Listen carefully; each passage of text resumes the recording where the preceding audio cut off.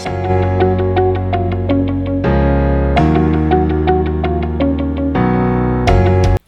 everyone and welcome to another video here on Sam's Crafty Castle. So today we are going to have some fun with scalloped rectangle die and a layering stencil. Honestly, I was just in the mood to play with some layering stencils, and so you get this video.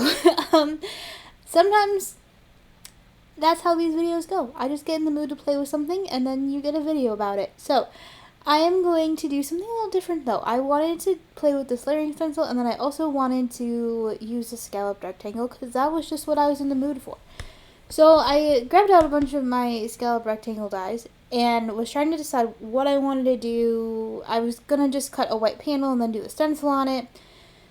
And then after thinking about it, I decided, it would be really fun to actually cut the card base into a scalloped rectangle. So that's what we're doing. So right now, I've just lined up off camera because I was kind of playing around with what I wanted to do. I had lined the scalloped rectangle die up so that it's just cutting the edge of the card. So the top part of the scalloped rectangle is hanging over the die. So as long as the die is not touching the paper, it won't cut because there's no paper for it to cut. It's hard to see in this clip because I'm holding it upside down, but you end up with this. So as long as you don't cut through the fold, you can make your card any shape you want. You can use whatever die you have, and as long as you don't cut through the fold, then you're good to go. So now I'm going to do the layering stencil fun. So I cut this panel out with a stitched rectangle. It's not a scalloped one because we're getting my fun scalloped edge that I wanted from the card base. And I also, you can see, have a pink layer over there too that I had cut off screen. Off camera. And so now we're going to do the stencil, and we're going to do something fun with the stencil as well, because I used a stitched rectangle because I was also in the mood for stitching, and I didn't want the flowers and things to go over the stitching. I wanted the stitching to kind of be like a frame and like a border. I would do something different here, which I'll talk about in a minute when I get to more of what I was doing to keep this the way I wanted it to be.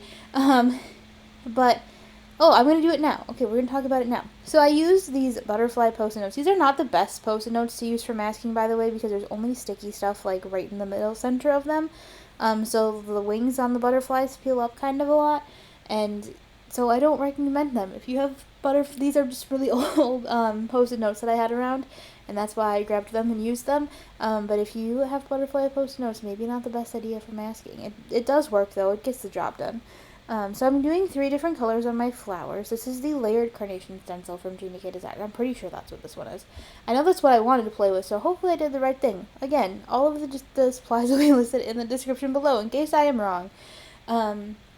But I wanted to do 3 different color flowers, which is not something I usually do when I do layering stencils like this. I don't usually mask things off like I did. I usually just do them all the same color. But I really wanted all 3 of these colors in the color scheme, I guess, I was going for. So I just, got my masking and did it. So this is one part that's kind of weird and I want to talk about a little bit. Because of my vision of not overlapping the stitching on this, I had to move things around a little bit to get the flowers that I wanted to fit nicely on the card the way that I wanted them to. So lining this stencil up wasn't the most easy part of this because I didn't use this stencil sort of at a 90-degree straight angle. I used it at a jaunty angle and kind of twisted it. So getting the layers lined up was a little bit tricky. If you do it just straight, like 90-degree square angle, it's not too bad because you just kind of like line up the words every time. There's words down on the bottom of these stencils, and as long as like that's facing sort of the right direction, it's really easy. And if you're square on your card, it's really easy. But I wasn't in this case, so I ended up sort of lining up each flower individually rather than getting all 3 of them in one go. But I actually ended up getting the last 2 in one go, and just the pink one was being fussy with me for some reason.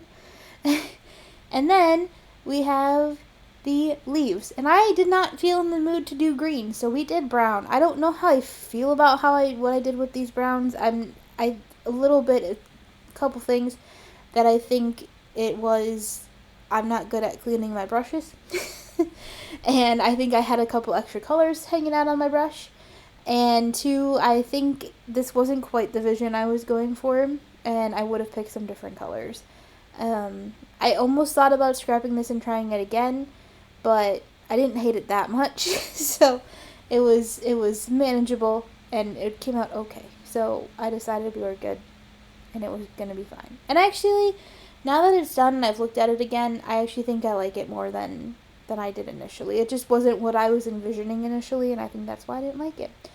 But here's what I would have done differently, especially once I got into these leaves. The flowers were pretty easy to just kind of mask off, and I made sure those fit within my sort of stitched frame that I was going for. The leaves then ended up not quite fitting exactly right inside the stitch frame, so then I was doing some weird masking stuff with the post-it notes. And if I could do this again, which I mean I can, if I do this again, I would probably just use some masking magic, like the thinnest masking magic strip that I have, that I can't think of the number right now, or what the actual measurement of that is. I want to say it's a 1/4 inch, but they might be one smaller than that. I'm not sure. And I would take that and I would line it around, like cover the stitching with that. I think it would have been a lot easier than using the post-it notes like I did. That being said, using regular post-it notes that actually had a little bit more sticky on them, or if you have those like full stick post-it notes, probably would have also made things a little bit easier. But I think I would have I would have really gotten the vibe I was going for if I would have used the masking magic for the frame, I think. And you'll see there's some spots where I ink blended, like on the bottom where my masks moved, and I got some ink, and I ended up getting some ink from my table on there too because I wasn't paying attention. So like, it's not perfect. There's some weird inky spots on it at the very end, but it actually comes out. I actually kind of like the weird inky spots at the end. Sometimes I cover them up, sometimes I don't.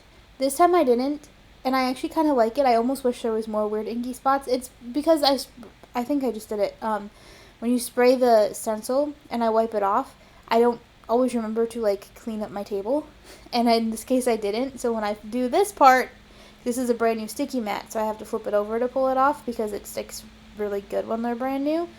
And I wasn't thinking. Usually I'll kind of like put it on my pants or something to try to unstick it just a little bit, and I didn't do that this time.